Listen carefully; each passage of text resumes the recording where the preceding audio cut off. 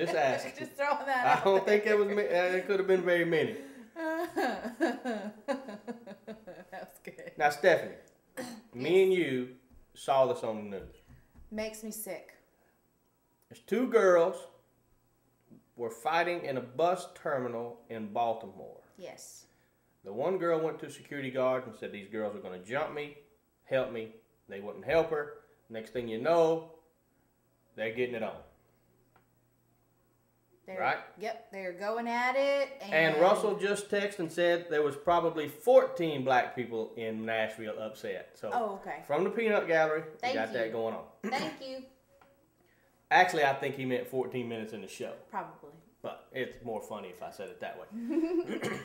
Well, the two girls are fighting. One of them gets knocked down. The other girl gets on top of her, beating her, and starts kicking her in the head and in the face. Mean, bad. And the security guard is standing there just doing this. Like, yeah, and stop maybe almost if you want to. And it came back that the security guards... There was three. There was three of them. Three security guards. That they were told in their handbook that they do not get involved. Certain instances where they run the other way. Yeah, Diane Sawyer was the one that was doing the story, and she said in some private security companies, they are told if something were to arise and something were to come up, you retreat. Right. That's your orders. And it was 14 black people in Nashville that was upset, and 11 minutes was in the show. Oh. So, okay. But back to that, and I'm going to tell you what I think. I think that those security companies don't have very good insurance. Okay. So they want to keep the people that they probably don't pay very much money to out of harm's way. Well, I have a question. What's the point? What's the point of you even being there? You know what? I think the point is, have you ever been driving really fast, boom, boom, and the cop's on the side of the road, and you slow it down, and it's just a cop car with no cop in it? Okay. You know what I mean? Yeah. There's security guards there, so maybe I shouldn't cause any ruckus. That'd be beat downs every day now. Yeah. Knowing that security guards can't do anything. Yeah, I mean, so I don't know. At me as a human being, I don't give a crap what my handbook says. You can fire me. I'm not going to let some kid kick another kid in the head repeatedly. I'm going to stop. These were teenagers. It was simply, if you would have just stood in between them, right, it would have stopped. But as an adult, as a parent, anybody who cares, it wasn't two men with a gun. It was two teenage girls. Two teenage girls. That were, bigger brown as nothing, that you could have just stepped in, that's enough. Yeah. And when you have three security guards there and not a one did anything. And other adults that were standing around, they said they would have intervened, but they saw the security guards and they thought they would. And by the time that they realized, okay, the security guards are doing nothing, then the fight kind of ended. But I tell you what, it is a touchy subject when you see that. Russell and I were in Dallas one night, and two guys were fighting over a cab. And they were drunk. They could have fought for an hour and not hurt each other. But we kind of watched and giggled for a little bit because they weren't hurting each other. Mm-hmm. And then we finally went, come on, let's stop it. So I went and grabbed one. He went and grabbed the other one. And they were fixing to call the law on them. They were fighting who got the cab. Russell put his guy in the cab, and they drove off, and it was over. Yeah. Now, if that was a gang fight or something bigger, I just probably went on in the hotel. Well, yeah.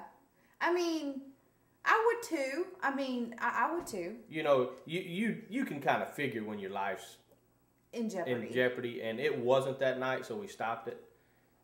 Your life wasn't in jeopardy with these 14, 15-year-old girls. So, do something. Do something. I mean, I don't know.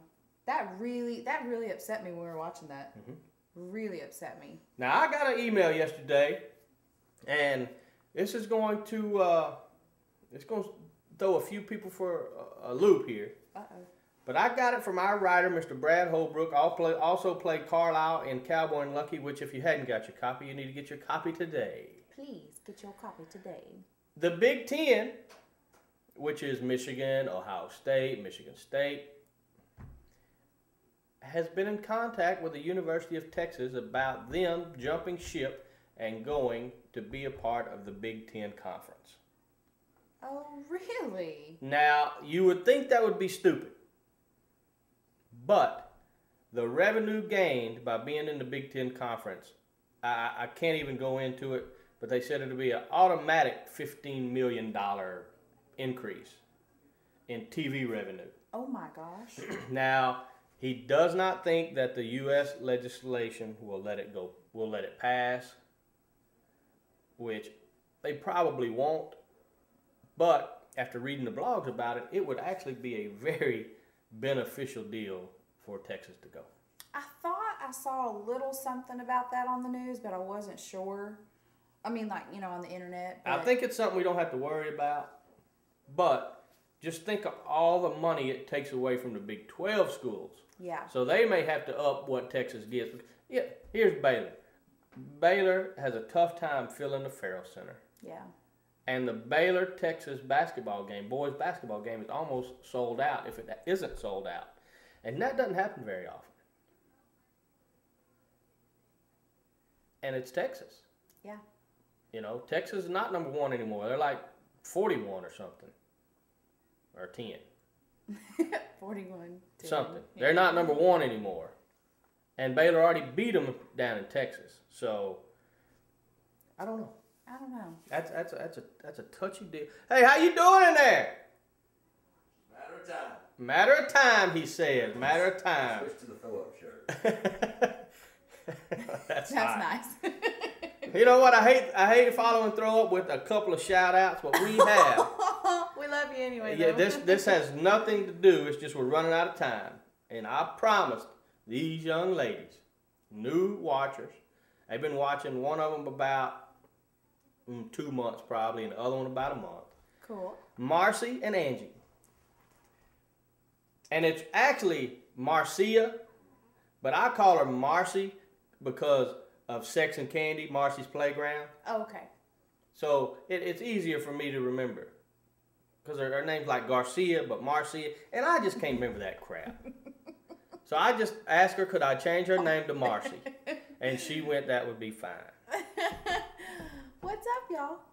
Thanks What for watching. up? What up? And Celia from Phoenix said she's going to start watching again. She has been on a little hiatus. And one other thing I want to bring up. We have a listener, a watcher out of Temple. Her name is Yolanda. You know her. Yeah. She come to the premiere. Yes. She came back and watched it another night with her and her brothers. A big supporter. And she said she doesn't watch the show very often. And I want to tell you why. Why?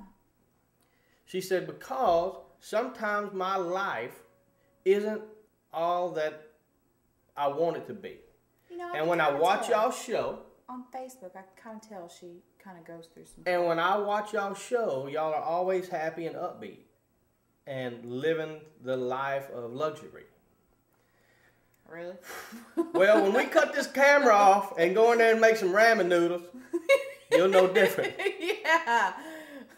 It's just like Tom Cruise in Mission Impossible. He's not really that guy. So, it's the same thing. When we turn this camera, we are here to bring joy, hopefully, to you people. It's not about the stories. It's about when you watch it, you have a good time. We bring entertainment. Yeah. We're just here to entertain. We don't even care about these stories, except the security guard. Yeah, that one's passionate. All right, Steph. We have 1 minute left, and since I never can remember how to get out of the show, I want you to tell everybody thanks for watching and whatever he says. Marcy and Angie, thanks for watching. Yolanda, you need to start watching again. Okay. Celia, thanks for watching. I don't really remember how to Eli, do it either. Sarah. Oh, okay. Go on, tell them bye. Not doing too good. But until tomorrow, I am Russ. That is Stephanie. That is Chris. And we are out of here. Yeah, anything